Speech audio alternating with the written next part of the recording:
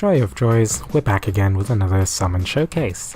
I'm slightly more accustomed to actually being a productive member of society now, so I can speak with a bit more energy and interest. I'm also not ill, or at least not as ill as before, so hopefully I'm slightly easier to listen to. Anyway, the new Summon Showcase is the Accursed Archives, which is running from March the 12th to March the 20th. Universal Coordinated Time? Something like that? It's a pretty short duration for a Summon Showcase, so even doing daily deals you're not going to hit the rate up unless you add extra summons to that. Anyway, the first 5-star unit we have in this banner is Heinwald, a 5-star Shadow Staff. So, a new healer. His first skill is an AoE on the target that heals allies for a portion of damage dealt, and that caps at 8% of your allies' health. So it's a fairly small heal when upgraded, when unupgraded that is, but costs 3.3k skill points, so not too high for a healing skill. In terms of damage, it maxes out at 2 hits of 318%.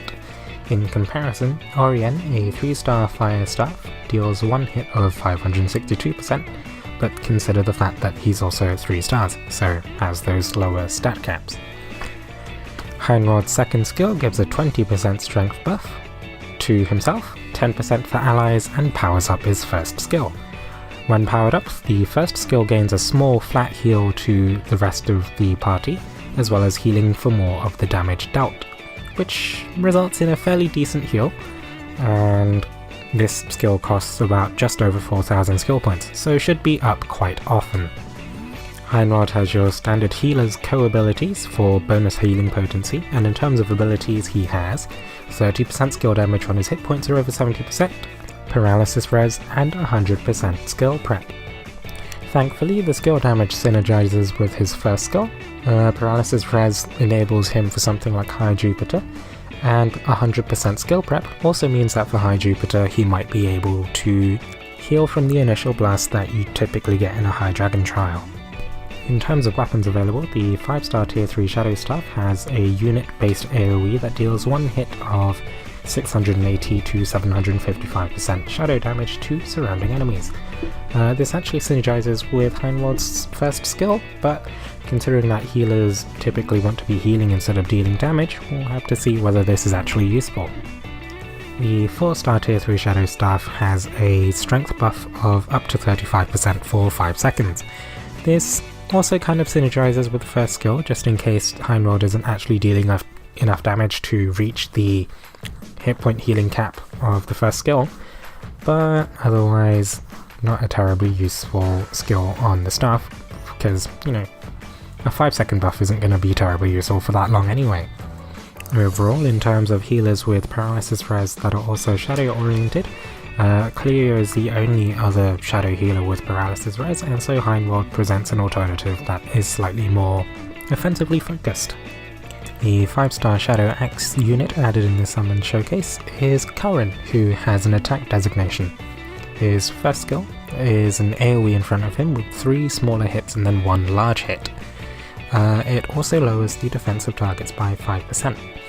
In terms of total damage, it caps at just over 1,100%. His second skill is another offensive skill. It's 3 hits in total, 2 small swings and 1 large slam. Purely damage, and it deals 376% per hit, so capping at 1,128%. In terms of his co-ability, standard axe co-ability, so plus defense, and his abilities are Overdrive Punisher, up to 13% extra damage against targets in Overdrive, Paralysis Res, and Last Offense, so that's a 50% attack buff when his hit points reach less than 30%. So not terribly, well, Last Offense isn't terribly useful, but Overdrive Punisher is basically like a smaller flat attack buff. As for how much it really equates to overall, it probably depends on the fight, but generally not to be sniffed at.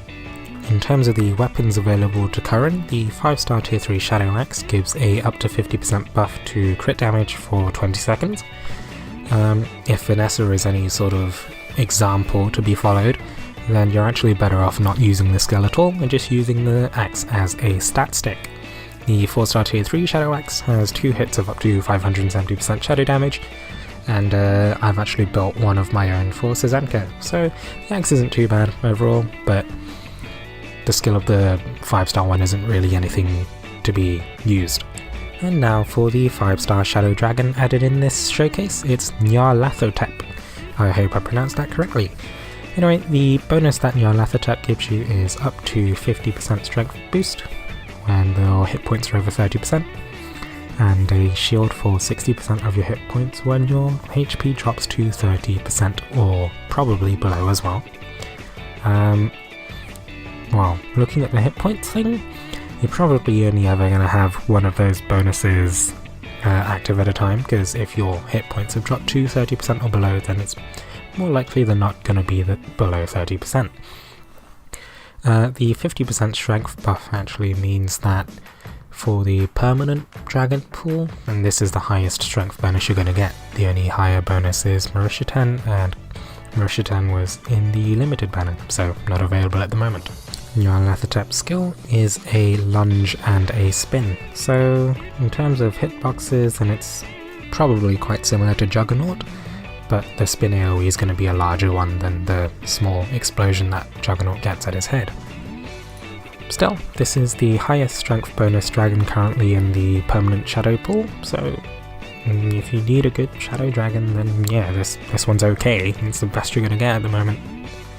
Now for the Wyrmprints. The 5-star Wyrmprint added in this banner is the Fleeting Girl, which gives Last Recovery 3 and Shield Prep 2, as well as Forbidden Knowledge plus 150%, which is the facility resource for the new event, but obviously those stop being useful once the event ends. This is a purely defensive Wyrmprint, so not terribly useful, but if you've been keeping up with the news, then we should expect to see double Wyrmprints from the 20th of March onwards.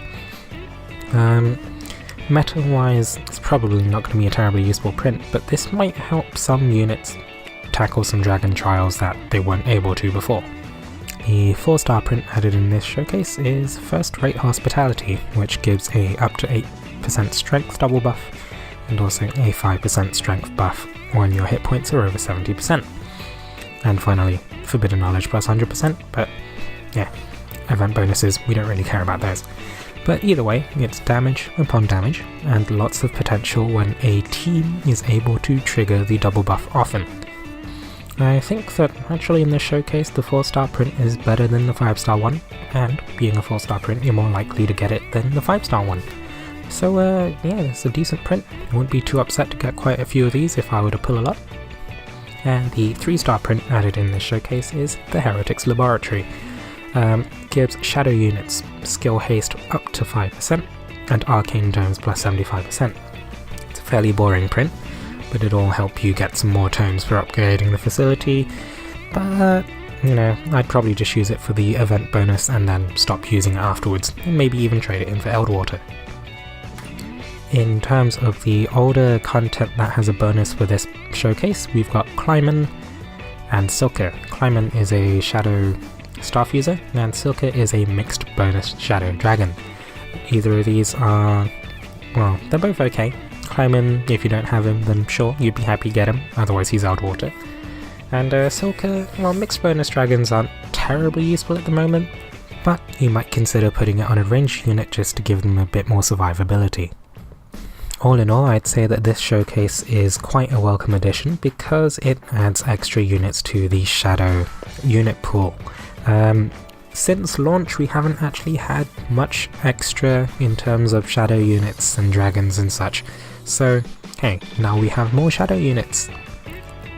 Overall though, I wouldn't say this is a banner I'd be pulling on because I have a fairly okay shadow team, but if you need extra shadow units then now's a good time.